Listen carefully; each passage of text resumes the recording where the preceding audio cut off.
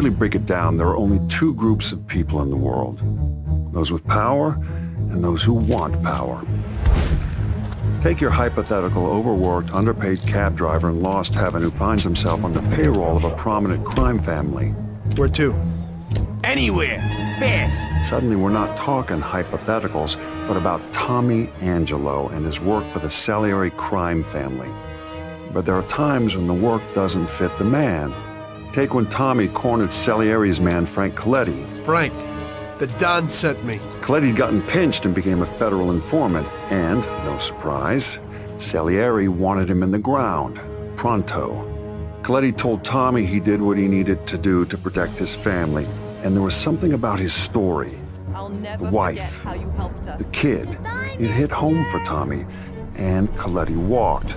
When Salieri found out, he ordered a hit on Tommy. And that's when Tommy Angelo did what was best for his own wife and kid. Entered witness protection.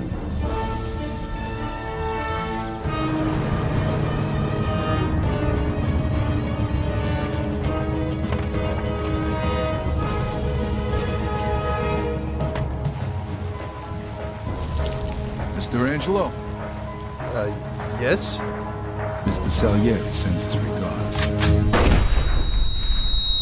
You saw this type of thing happen again in Empire Bay years later. Different circumstances, different people, but consistent. And of course, that would be the events that went down with Vito Scaletta and Joe Barbaro. You remember the wise guys we used to see when we was kids? Yeah, why?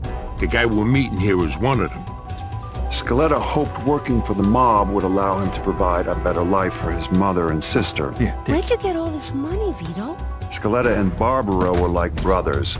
In those days, you were hard-pressed to be able to hire one and not end up with the other at his side. You have to understand, the mob's a group of people who do just about anything to get what they want. Sure, they may throw around words like family, but there's no such thing as loyalty in their world, not really. What'd they tell you, Vito? Take care of me and all's forgiven? Scaletta and Barbaro, they were the exception to the rule. But even then, it was the thirst for power that drove them, and that's the thing that brought them down in the end.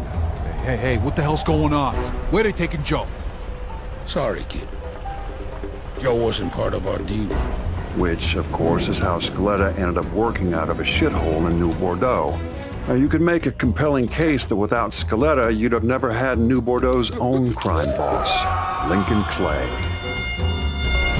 Lincoln was born with nothing. Essentially, grew up with nothing. That is, until he met Sammy Robinson. In Lincoln, he was forever bonded to Sammy and his brother Ellis. And despite of all the crimes he committed, I have no doubt he'd have laid down his own life for either one of them. No question. He lost everything that mattered most to him in the Night of Blood, save for his friendship with a morally bankrupt CIA agent. Point is, Lincoln Clay brought down the entire infrastructure of the mob in New Bordeaux, built up his own thing to take its place. Even still, what he did wasn't motivated by business. It was all about his family. I'm here to make you pay for what you did to Sammy and Ellis Robinson. These men were fully aware that what they were doing was wrong, so redemption's not a possibility here. Let me see your hands. But what I will say is when forced to make a choice between organized crime and the people they cared about most, these men chose family. Every time. Of course, as long as you've got people who are willing to steal, maim, torture, and murder to get ahead, you're never getting rid of the mob.